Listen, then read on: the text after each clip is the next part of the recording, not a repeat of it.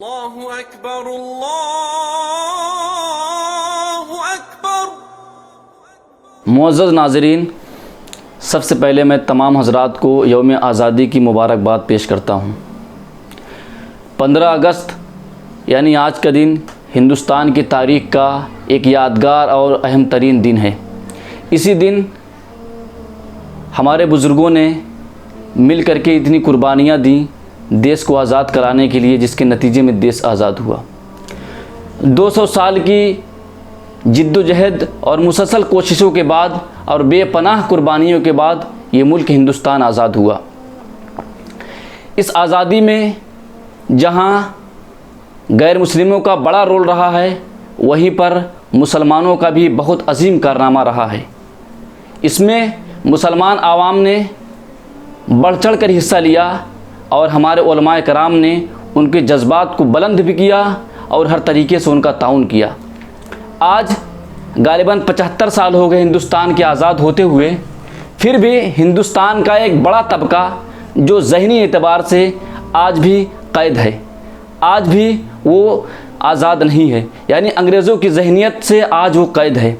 और हमसे ये सवाल किया जाता है कि मुसलमानों ने इस देश के लिए क्या किया है। आज हमें ये ताना दिया जाता है कि तुम हिंदुस्तान छोड़कर चले जाओ।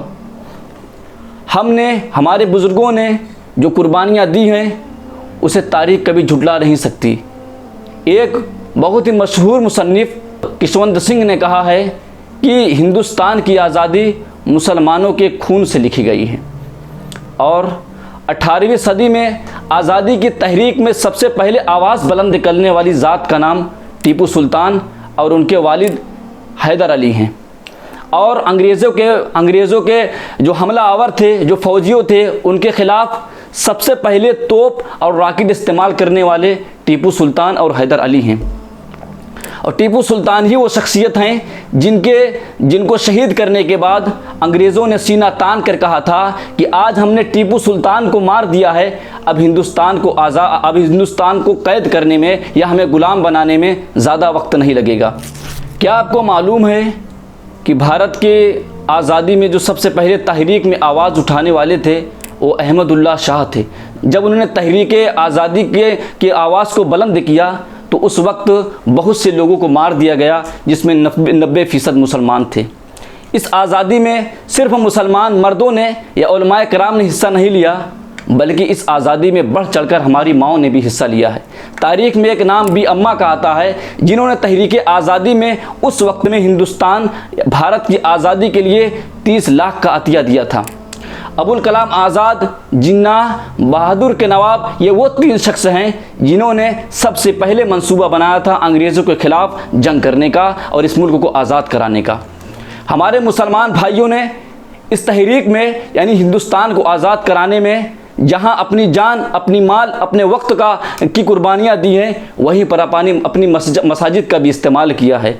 इसी उत्तर प्रदेश की एक मस्जिद में एक इमाम साहब अंग्रेज़ों के ख़िलाफ़ यानी हिंदुस्तान को आज़ाद कराने के ताल्लुक़ से बयान कर रहे थे, स्पीच दे रहे थे। उसी वक्त ब्रिटिश गवर्नमेंट के फ़ौजी पहुँचे और वहाँ पर जितने मुसलमान थे सबको गोलियों से भूंज दिया। और आज भी उस हिंदुस्तान की जो मस्जिद के दो दीवार हैं, मुसलमानों के खुश्क खून से ये गवाही दे रहे हैं कि मुसलमानों का खून है जो हिंदुस्तान की आज़ादी में बहुत ज़्यादा बहाया गया है।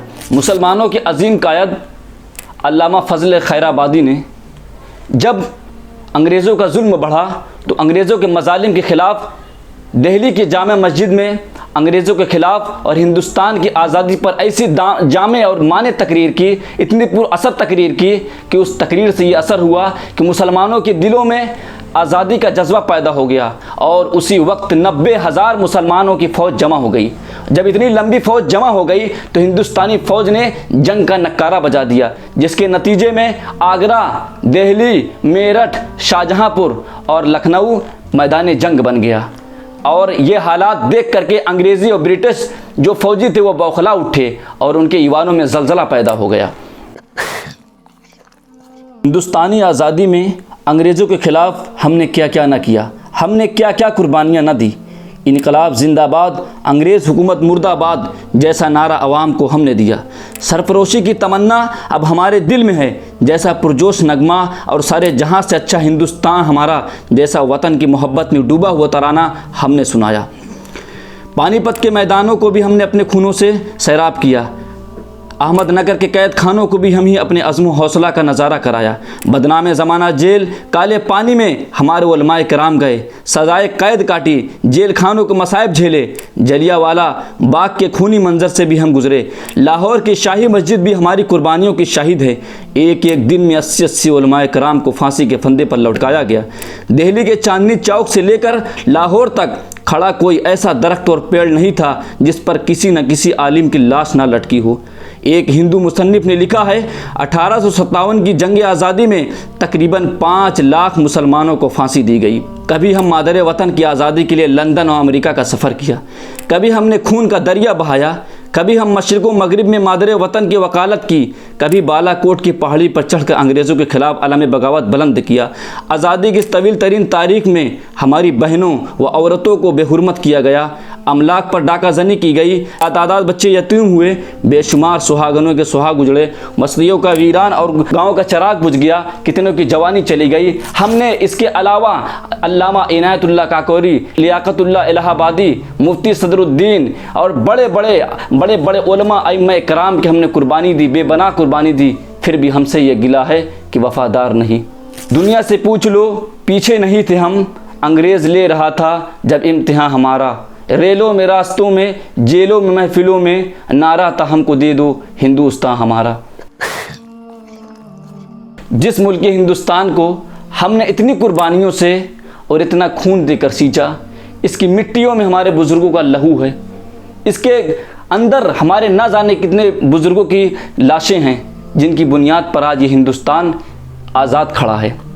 लेकिन जिस हिंदुस्तान को हमारे बुज़ुर्गों ने, हमारे बड़ों ने बेपनाह कुर्बानियाँ दी, हमारी माँ बहनों की न जाने कितनी इज्जतें गई, न जाने कितने बच्चों को इस कुर्बानियों में यतीम किया गया, न जाने कितनी माँओं ने इस कुर्बानी में, इस आज़ादी में अपने जवान बेटे को कुर्बान कर दिया, उसी हिंदुस्तान में आज हम मुसलमानों को बुरी नज़रों से देखा जाता है।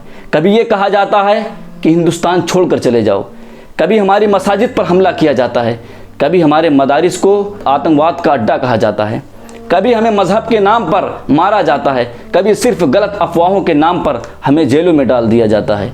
मेरा सवाल ये है कि जो हमारे बुज़ुर्गों ने कुर्बानियाँ दी थी उसका सिला यही है। जब इसको सींचने की बात थी तो हमारे बुज़ुर्गों ने खून दिया, जब इस बाग में बहार आई तो कहते हैं तेरा काम नहीं।